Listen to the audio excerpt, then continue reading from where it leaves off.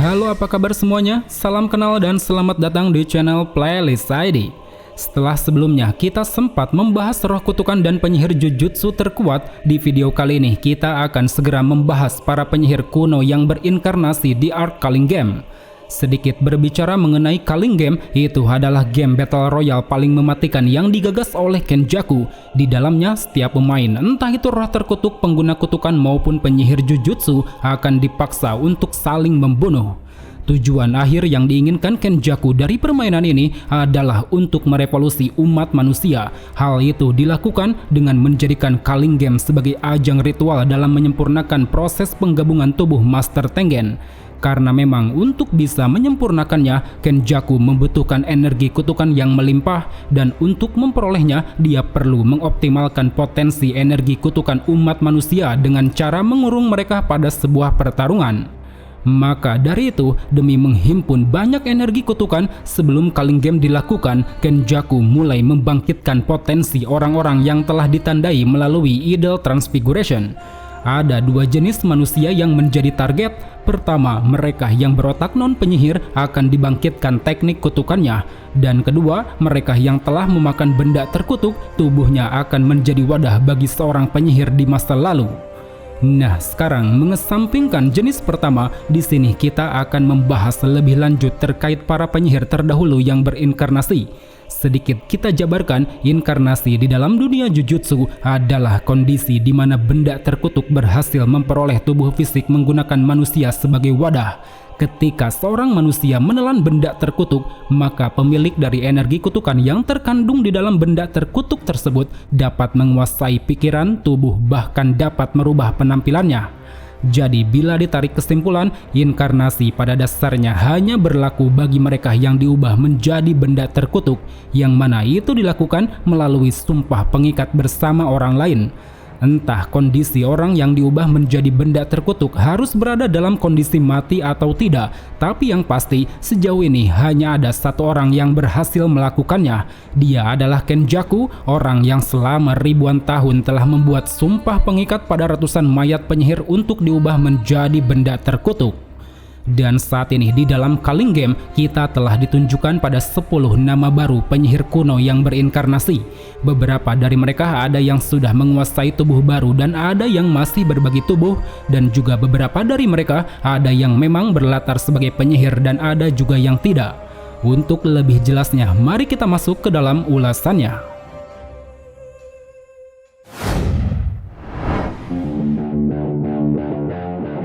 Rokujoshi Mio.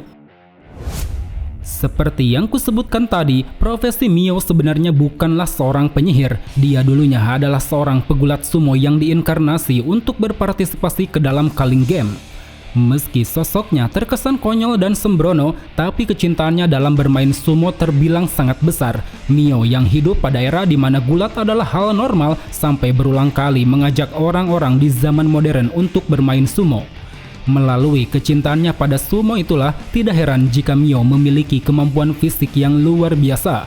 Hal itu dapat dilihat dari setiap aksinya. Sebagai pegulat ulung dengan bakat yang cukup, dia sanggup mengalahkan Maki Zenin berturut-turut di dalam pertarungan sumo. Terlebih dia juga berhasil mendaratkan serangan pada roh kutukan Naoya hanya dengan menggunakan bagian kepala.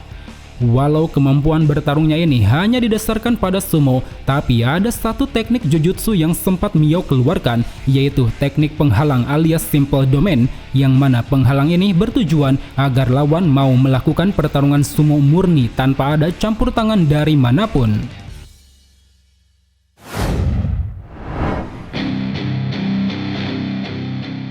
Daido Hagane.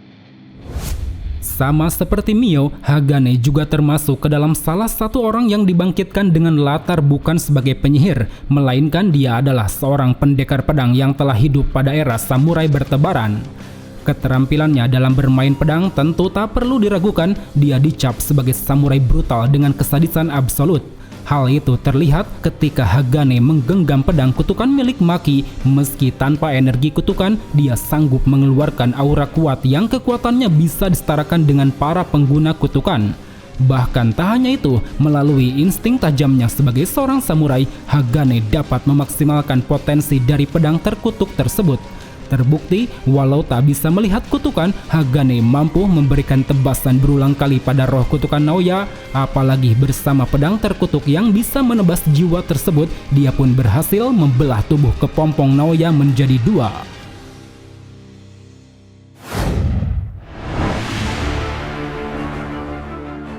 Hazenoki Iori. Entah di era mana Hazenoki hidup, tapi yang jelas dia adalah salah satu penyihir inkarnasi di masa lalu yang bersekutu dengan kelompok Registar selama Culling Game berjalan. Memiliki penampilan beringas disertai watak urakan, Hazenoki selalu menunjukkan sikap yang kejam. Dia bahkan sangat toleran terhadap rasa sakit, tak peduli jika itu harus mencungkil mata dan giginya sendiri. Selain itu, sebagai penyihir elit di masanya, Hazenoki juga memiliki energi kutukan sangat besar, yang mana energi tersebut dapat dia gunakan untuk mengaktifkan teknik kutukan. Nama dari tekniknya adalah Explosive Flash. Kemampuannya yaitu mampu menciptakan ledakan seperti bom melalui bagian tubuhnya sendiri. Biasanya Hazenoki selalu mencabut bagian gigi dan matanya untuk dilemparkan, yang mana jika bagian tubuh tersebut sampai pada lawan, dia akan langsung mengaktifkan kutukan peledaknya. Kemampuan ini tentu dinilai sangat praktis. Hanya dengan menggunakan bagian tubuhnya sendiri, dia sanggup berulang kali menciptakan sebuah ledakan sangat besar. Apalagi kemampuannya ini juga didukung dengan kemahiran Hazenoki dalam menggunakan teknik kutukan pembalik, sehingga dengan begitu dia akan bisa terus membangkitkan kembali bagian tubuh yang hilang.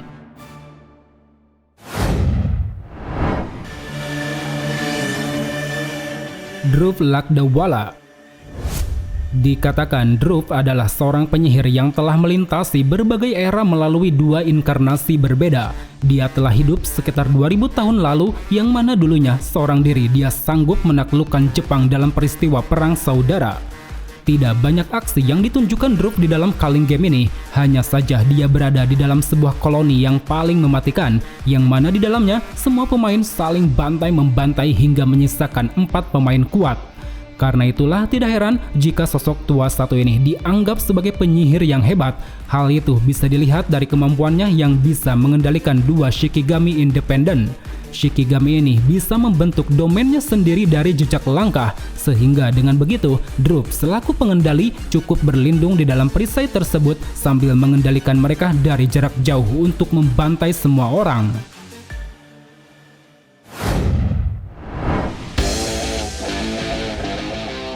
Registar. Dalam kebangkitannya, Regi digambarkan sebagai individu cerdas dengan sikap yang ceria. Hal itu tercermin dari bagaimana dia banyak mengumpulkan para sekutu kuat demi bisa bertahan di Culling Game. Kecerdasan taktis yang dimilikinya mampu Regi padukan dengan keterampilannya dalam bertarung, seperti mampu menganalisa tindakan lawan, menyiapkan kartu as untuk memasang jebakan, mahir dalam menggunakan senjata, dan juga cukup terampil dalam melakukan pertarungan tangan kosong. Semua keterampilannya ini didasarkan pada latar belakang Regi sebagai penyihir kuat di masa lalu. Dia yang memiliki energi kutukan sangat besar mampu memaksimalkan penggunaan dari teknik kutukan. Nama dari teknik kutukannya adalah Contract Object Reproduction. Kemampuannya yaitu mengubah apapun yang tertulis di dalam struk belanjaan menjadi nyata. Layaknya Shikigami, semua objek yang telah diwujudkan dapat Regi perintahkan sesuka hati. Tapi dengan satu catatan, ketika objek tersebut telah menjalankan perintahnya, maka objek itu akan langsung menghilang. Bisa kita lihat di dalam pertarungannya melawan Megumi, ada banyak sekali hal-hal yang Regi wujudkan melalui struk belanjaan. Dari mulai mewujudkan 2 buah drone, motor Vespa untuk mengejar Megumi, 2 unit mobil truk, 2 buah pot tanaman, sebilah pisau yang terbungkus oleh lobak, 4 buah belati tajam, sebuah pedang panjang, 3 unit mobil yang dijatuhkan, bangunan rumah dengan berat lebih dari 30 ton, sampai mampu mewujudkan struk perawatan spa guna membugarkan kondisi tubuh. Di samping itu, Regi juga mampu menggunakan teknik penghalang, namanya adalah Hollow Wicker Basket, sebuah prototipe simple domain yang bisa menetralkan penghalang domain lawan untuk meniadakan efek pasti kena.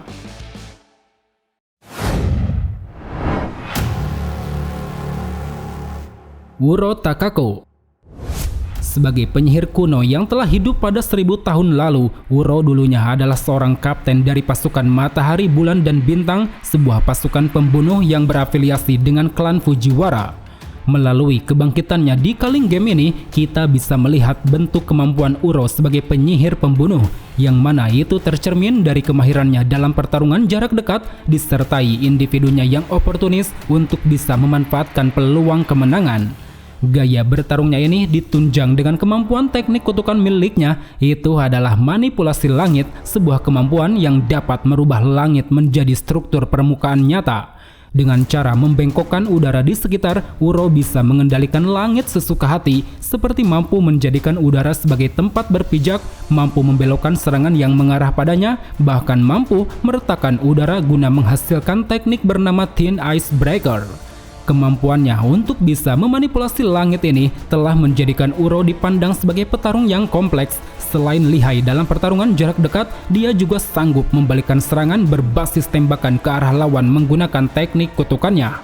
Di samping itu, Uro juga sempat mengeluarkan pelepasan Domain Expansion, meskipun kita sendiri tahu detail dari kemampuannya masih belum diketahui.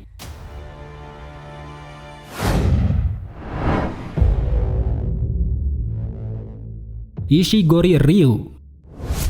Berbeda dengan penyihir inkarnasi lain, Ishigori memilih sendiri untuk dibangkitkan. Hal itu disebabkan pada waktu dulu sekitar 400 tahun lalu, tak ada satupun lawan kuat di wilayahnya yang sanggup memuaskan rasa lapar dalam bertarung.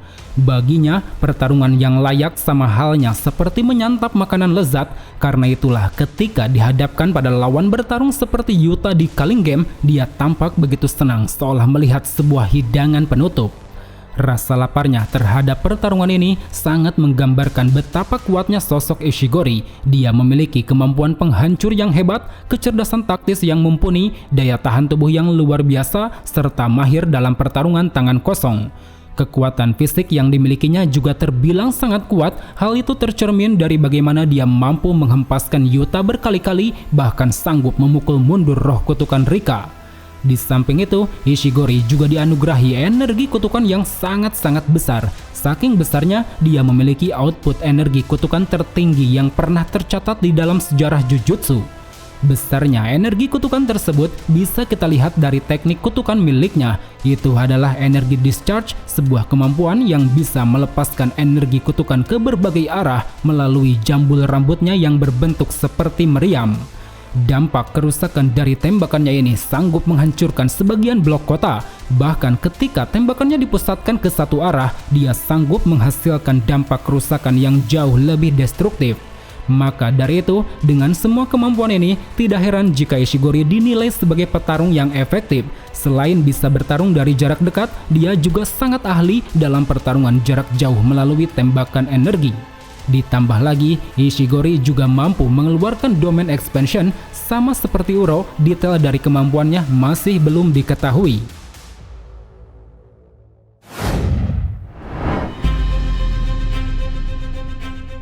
Angel. Tidak seperti penyihir inkarnasi kebanyakan, Angel adalah satu-satunya penyihir yang masih berbagi tubuh dengan pemilik asli Hana Kurusu. Entah latar belakang apa yang menjadikan Angel dibangkitkan di Culling Game, tapi yang pasti dia telah hidup pada masa Heian dan sangat berambisi ingin membunuh Sukuna. Walau kemampuan bertarungnya tak pernah ditunjukkan, di satu kesempatan Angel sempat menunjukkan teknik kutukannya. Nama dari tekniknya adalah Nullification. Kemampuannya yaitu membatalkan setiap apapun yang mengandung kutukan. Dia bisa membatalkan teknik kutukan penghalang untuk keluar masuk koloni, dan juga dia bisa membatalkan segel untuk mengeluarkan Gojo dari alam penjara. Kemampuan dari tekniknya ini tak hanya sekedar membatalkan, itu juga bisa memberikan efek kerusakan bagi mereka yang memiliki kutukan. Seperti contohnya pada saat Angel mengeluarkan teknik serangan Jacob's Ladder, sebuah lingkaran cahaya besar akan muncul di atas langit, yang mana ketika Angel membunyikan trompet, puluhan cahaya tajam seketika turun menghujani target kutukan di bawahnya.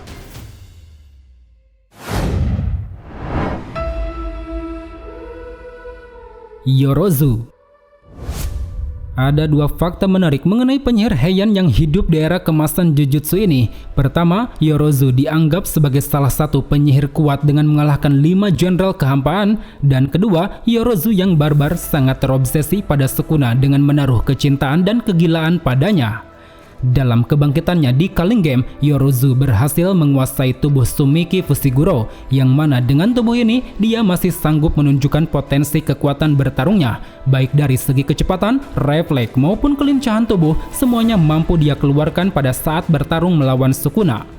Insting bertarungnya yang cukup liar ini dapat Yorozu padukan bersama teknik kutukan. Nama dari tekniknya adalah Construction. Kemampuannya yaitu menciptakan kembali zat apapun yang dia kenali kecuali alat terkutuk khusus. Kemampuan ini pada dasarnya dinilai sangat menguras energi karena untuk bisa membangun sesuatu dari ketiadaan, entah itu senjata, peluru, atau apapun ke dalam wujud nyata, tentu memerlukan banyak sekali energi kutukan. Oleh karena itu, demi membuatnya lebih efisien, Yorozu menjadikan logam cair sebagai dasar dari proses konstruksi, yang mana berkat hal itu, dia pun bisa lebih leluasa untuk menciptakan variasi alat dan serangan, seperti merubahnya menjadi bantalan pelindung tubuh, merubahnya menjadi perangkap besi, ataupun merubahnya menjadi sepasang tombak yang bisa dia kendalikan. Dan tak hanya itu saja, logam cair ini mampu menciptakan zirah pelindung daging berbentuk serangga. Dengan memanfaatkan efisiensi seekor serangga, nantinya Yorozu akan memperoleh peningkatan kekuatan baik dari segi serangan, kecepatan maupun daya tahan tubuh. Belum lagi, Yorozu juga mampu menciptakan bola sempurna dari logam cairnya. Bola ini memiliki satu efek, yaitu menghasilkan tekanan tak terhingga bagi siapapun yang menyentuhnya. Efek dari bola tersebut biasanya sering diikuti dengan teknik perluasan domain, sehingga dengan begitu lawan yang terperangkap ke dalamnya seketika akan hancur berkat efek tekanan besar dari bola tersebut.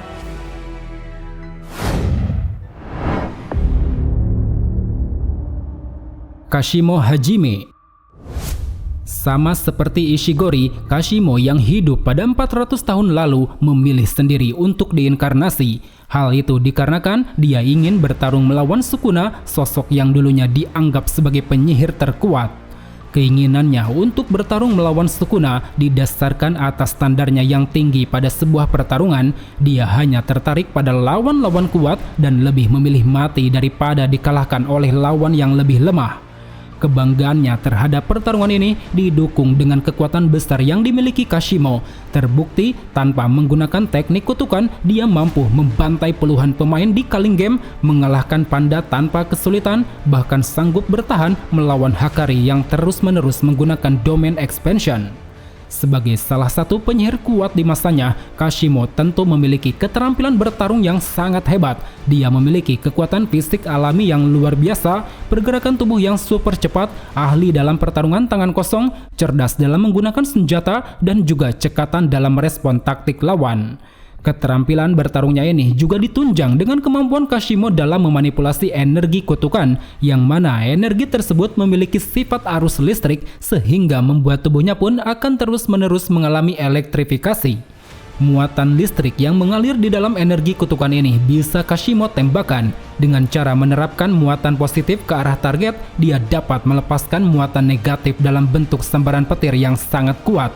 Sambaran petir ini dinilai sangat destruktif, cukup untuk mengoyak udara bahkan mampu melubangi tubuh lawan. Di samping itu, Kashimo sebenarnya juga memiliki teknik kutukan, namanya adalah Mythical Beast Ember. Meski hanya bisa digunakan satu kali, tapi kemampuannya terbilang sangat ganas. Dia mampu berubah menjadi fenomena apa saja dengan menggunakan energi kutukan. Bisa kita lihat dengan perubahan yang melampaui kapasitas manusia ini, Kashimo mendapat beberapa peningkatan kekuatan seperti meningkatkan kelincahan dengan mengaktifkan detakan elektrik di otak, menghasilkan gelombang elektromagnetik, memperkuat sambaran petir yang dihasilkan, dan juga mampu memulihkan tubuh tanpa harus menggunakan teknik kutukan pembalik. Well teman-teman, itulah deretan 10 penyihir kuno yang baru berinkarnasi di Arc Culling Game. Jika ada yang salah atau ada yang ingin kalian tambahkan, silahkan tulis di kolom komentar. So, thank you for watching and see you next time.